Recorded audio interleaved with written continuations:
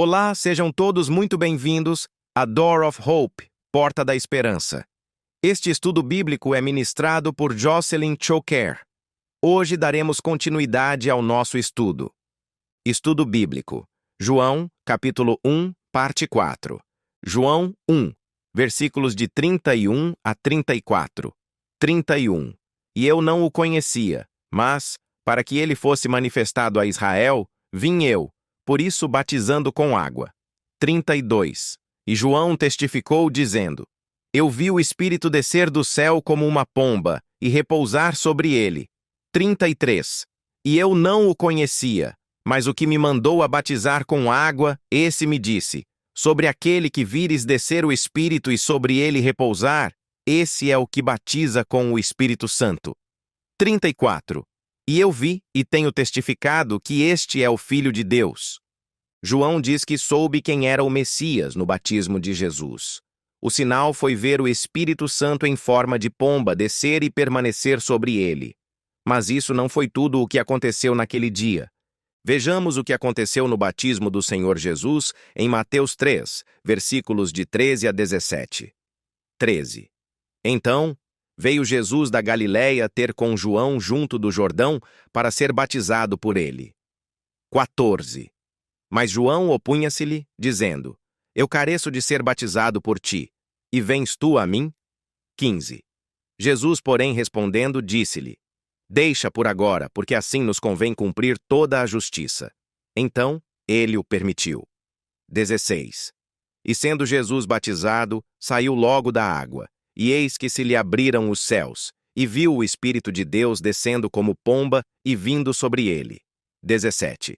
E eis que uma voz dos céus dizia: Este é o meu Filho amado, em quem me comprazo. Quando Jesus veio para ser batizado, João disse: Não, eu é que preciso ser batizado por ti. Mesmo antes de saber que ele era o Messias, João viu em Jesus um homem mais justo do que ele próprio.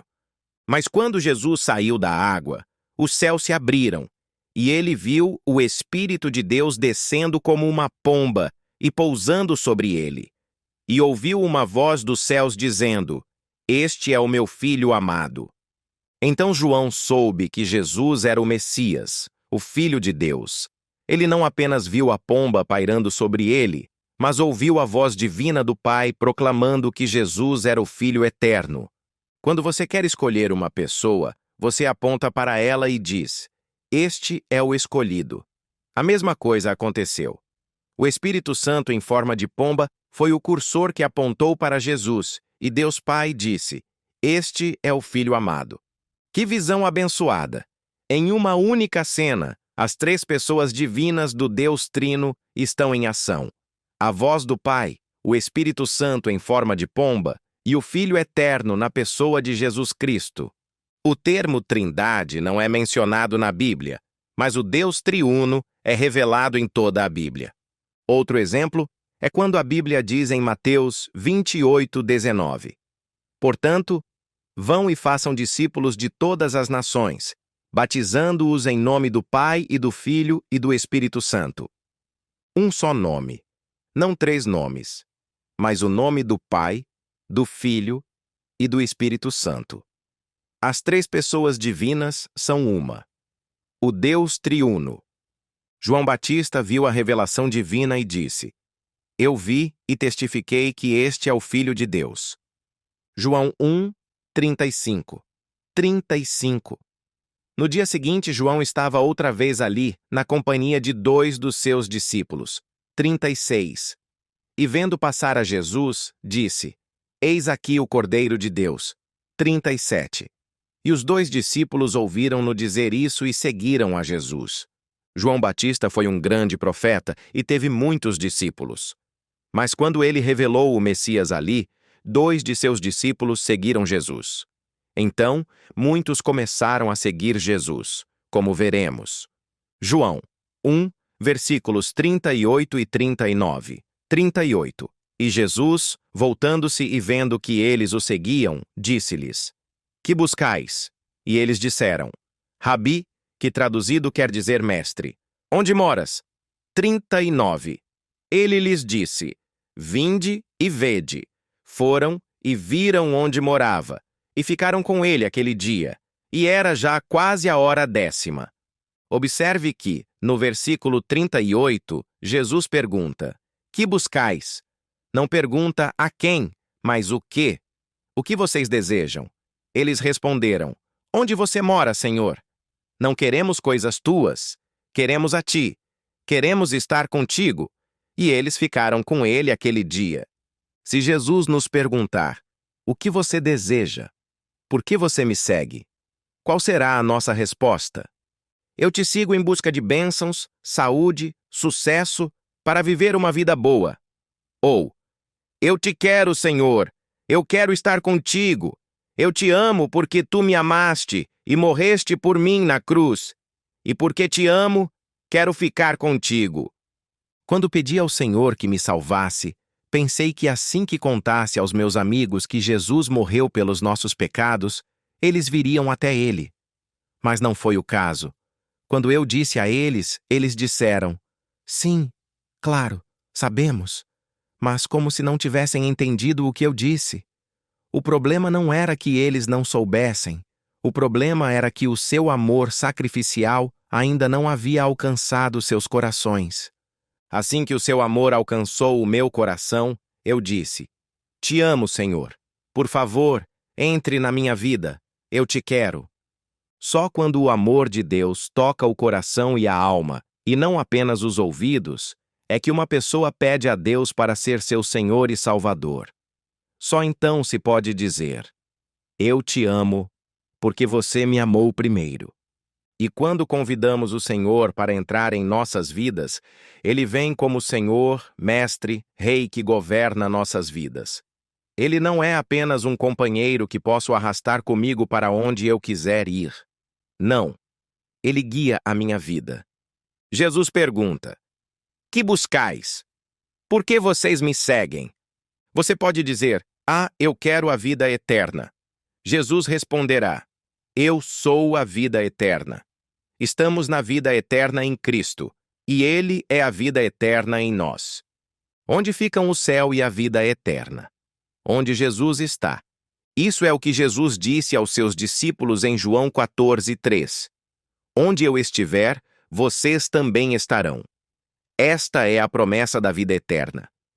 Tudo o que preciso é estar com Ele, em Sua presença. Com Ele, nada me faltará. Ele é o bom pastor, nada me faltará. Que a sua resposta a Jesus seja: Eu quero você, Senhor. Quero que você me guie hoje e amanhã. Leve-me aonde você quiser e faça em mim e através de mim o que você quiser. Que a tua vontade seja feita em minha vida. Escute o que Moisés pediu ao Senhor. Êxodo 33, versículos 14 e 15. 14. Disse, pois: Irá a minha presença contigo para te fazer descansar. 15. Então disse-lhe: Se a tua presença não for conosco, não nos faças subir daqui. A presença de Deus em minha vida me dá descanso, paz e alegria. João 1, versículos de 40 a 42. 40. Era André, irmão de Simão Pedro, um dos dois que ouviram aquilo de João e o haviam seguido. 41. Este achou primeiro a seu irmão Simão e disse-lhe: Achamos o Messias, que traduzido é o Cristo. 42. E levou-o a Jesus. E olhando Jesus para ele, disse: Tu és Simão, filho de Jonas. Tu serás chamado Cefas, que quer dizer Pedro. Depois que André encontrou Jesus, ele disse ao seu irmão Simão para vir ver Jesus, o Messias. Este Simão será o apóstolo Pedro e seu irmão, o apóstolo André. Quando Simão aproximou-se de Jesus, Jesus mudou seu nome de Simão para Cefas em aramaico, que significa rocha. Em grego, é Petros. A mudança de nome foi profética, prenunciando o papel de Pedro como um líder fundamental na igreja primitiva. Simão era pescador, mas em Cristo ele recebeu um novo nome, uma nova identidade. Ele se tornou um pescador de homens, uma rocha viva na igreja de Deus. Não importa quem éramos antes, todos os nossos pecados foram perdoados e esquecidos. Somos uma nova criação em Cristo, filhos de Deus com novas identidades que glorificam a Deus. Jesus conhece cada um de nós pelo nome e tem um propósito específico para cada um de nós. Que o Senhor nos ajude a viver nossas novas identidades em Cristo. João 1, versículos de 43 a 46. 43. No dia seguinte, quis Jesus ir à Galiléia e achou a Filipe e disse-lhe: Segue-me. 44. E Filipe era de Betsaida, cidade de André e de Pedro. 45. Filipe achou Natanael e disse-lhe: Havemos achado aquele de quem Moisés escreveu na lei e de quem escreveram os profetas, Jesus de Nazaré, filho de José. 46. Disse-lhe Natanael: Pode vir alguma coisa boa de Nazaré? Disse-lhe Filipe: Vem e vê. Jesus chamou Filipe para segui-lo, e Filipe disse a Natanael que haviam encontrado o Messias e que era um homem da cidade de Nazaré. Natanael estava cético porque a cidade de Nazaré era pobre e insignificante. Mas a resposta de Filipe foi simples, mas firme e cumpriu o objetivo: vem e vê. Às vezes, não preciso explicar nada para a pessoa, basta dizer: venha e veja. João 1, versículos de 47 a 51, 47. Jesus viu Natanael vir ter com ele e disse dele: Eis aqui um verdadeiro israelita, em quem não há dolo. 48. Disse-lhe Natanael: De onde me conheces tu? Jesus respondeu e disse-lhe: Antes que Filipe te chamasse, te vi eu estando tu debaixo da figueira. 49. Natanael respondeu e disse-lhe: Rabi, tu és o filho de Deus, tu és o rei de Israel. Antes mesmo de Natanael ser apresentado a Jesus, Jesus disse imediatamente que Natanael era um verdadeiro israelita. Então Natanael ficou surpreso e perguntou: Como você me conhece? Jesus respondeu: Eu te vi debaixo da figueira antes de Filipe te chamar. Essa resposta de Jesus fez Natanael acreditar e declarar que Jesus era o Filho de Deus. Lembre-se de que o tema principal do Evangelho de João é que Jesus é o Filho de Deus, e esse incidente é mencionado apenas neste Evangelho. A Bíblia não esclarece o que Natanael estava fazendo debaixo da figueira. Somente Natanael e Deus sabiam o que ele estava fazendo. Ninguém mais além de Deus, que vê e sabe tudo em todos os lugares e em todos os momentos. Então, quando Jesus disse: Eu te vi, Natanael percebeu que ele devia ser o Filho de Deus. Jesus disse que já o tinha visto antes de Filipe o chamar.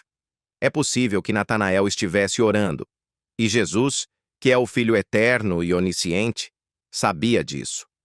Jesus sabia que o coração de Natanael ansiava pelo Messias e queria chamá-lo para segui-lo. Como ele fez isso? Jesus chamou Filipe, sabendo que Filipe chamaria Natanael. Há também uma lição para nós aqui.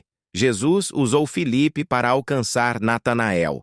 Hoje, Jesus usa você e eu para alcançar outras pessoas. Jesus te chama e te envia para alcançar alguém. Jesus me ensina e me envia para te ensinar, e Ele te usará para ensinar outras pessoas. É assim que o Espírito Santo age através de você e de mim. Mas Jesus revela algo ainda maior sobre si mesmo. Vamos ler o versículo 50. 50. Jesus respondeu e disse-lhe: Por que te disse? Vi-te debaixo da figueira, crês?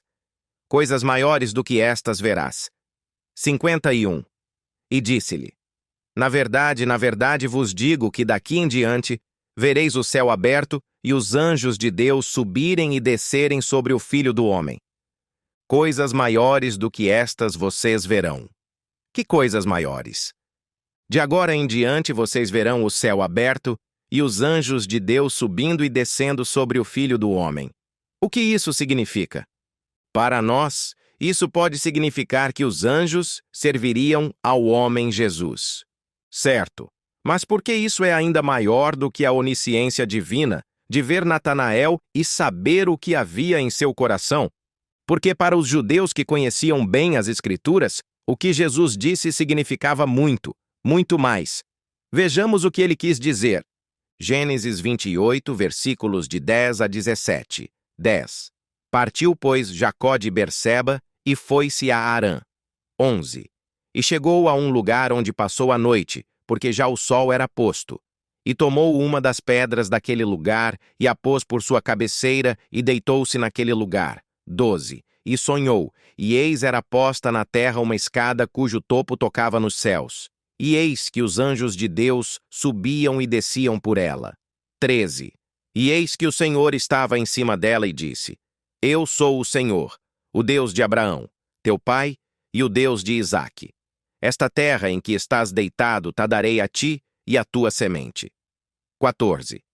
E a tua semente será como o pó da terra, e estender-se-á ao ocidente, e ao oriente, e ao norte, e ao sul. E em ti e na tua semente serão benditas todas as famílias da terra. 15. E eis que estou contigo, e te guardarei por onde quer que fores, e te farei tornar a esta terra, porque te não deixarei até que te haja feito o que te tenho dito. 16. Acordado, pois, Jacó do seu sono, disse: Na verdade, o Senhor está neste lugar, e eu não o sabia. 17. E temeu e disse: Quão terrível é este lugar! Este não é outro lugar senão a casa de Deus, e esta é a porta dos céus. O Senhor está neste lugar, e eu não o sabia. Esta é a casa de Deus, esta é a porta dos céus. Jacó é filho de Isaque, filho de Abraão. Deus se chama o Deus de Abraão, Isaque e Jacó. Deus mudou o nome de Jacó para Israel, e seus 12 filhos se tornaram os chefes das tribos de Israel. Jacó representa toda a nação de Israel. Jacó viu em um sonho uma escada posta na terra, cujo topo alcançava o céu, e os anjos de Deus subiam e desciam por ela. O Senhor Deus estava acima dela, acima da escada, e disse: Eu sou o Senhor, o Deus de Abraão e o Deus de Isaque. A terra em que estás deitado, eu a darei a ti e à tua descendência. Quando Jacó acordou, o que o sonho significou para ele? O que ele disse? Jacó disse: Certamente o Senhor, o Deus de Abraão e de Isaque, está neste lugar, e eu não sabia. Então, o que Jesus quis dizer quando disse: Vocês verão os céus se abrirem e os anjos de Deus subirem e descerem sobre o Filho do Homem? Eles estavam no mesmo lugar, a terra que Deus deu a Israel. E Jesus disse que Natanael era um verdadeiro Israel, um Jacó. Assim como Jacó viu Deus em seu sonho e os anjos subindo e descendo, e disse: Deus está aqui. Jesus disse: Vocês verão os anjos subindo e descendo sobre mim. Jesus quis dizer: Eu sou aquele que Jacó viu em seu sonho. Eu sou o Senhor, o Deus de Abraão, Isaque e Jacó. Os céus estão abertos. Eu desci do céu, não estou acima da escada, mas aqui na terra. E meus anjos, meus servos, servirão a Jesus, o homem em quem habito. Eu sou a casa de Deus. Deus habita em mim. Também eu sou a porta dos céus e o caminho entre a terra e o céu. Ninguém pode subir ao Pai senão por mim. É por isso que Jesus disse: Vocês verão coisas maiores do que estas. Você consegue imaginar como eles se sentiram ao ouvir Jesus? O que as palavras dele fizeram com suas mentes, corações e almas? O que essas palavras, agora que as compreendemos, fazem às nossas mentes, corações e almas? Quem é Jesus para você? O que mais poderia pedir a Deus além de Jesus? Deus se entregou a nós em Jesus Cristo. Falo com Jesus como um amigo porque ele é o Filho do homem, mas nunca me esqueço de que ele é o Filho de Deus.